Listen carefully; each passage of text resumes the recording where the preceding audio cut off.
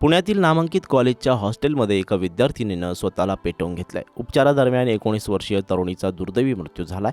हॉस्टेलच्या कॅन्टीनमधील कर्मचाऱ्याच्या छेडछाडीला कंटाळून आणि रूममेटच्या जाचाला कंटाळून तरुणीने टोकाचं पाऊल उचलल्याची माहिती मिळते। पोलिसांनी दिलेल्या माहितीनुसार पुण्यातील प्रसिद्ध इंजिनिअरिंग कॉलेजच्या हॉस्टेलमध्ये 7 मार्च रोजी हा प्रकार घडला। या प्रकरणी भारती विद्यापीठ पोलीस ठाण्यात गुन्हा दाखल करण्यात आलाय। रेणुका बालाजी साळुंके वय वर्ष 19 असं पेटवून घेतलेल्या विद्यार्थिनीचं नाव आहे। या प्रकरणी हॉस्टेलच्या कॅन्टीनमध्ये काम करणारा कर्मचारी सतीश जाधव आणि हॉस्टेलमध्येच राहणारी मुस्कान सिद्धू या दोघांविरोधात गुन्हा दाखल करण्यात आलाय। मिळालेल्या माहितीनुसार रेणुका ही पुण्यात एका इंजिनिअरिंग कॉलेज हॉस्टेलमध्ये वास्तव्यास होती।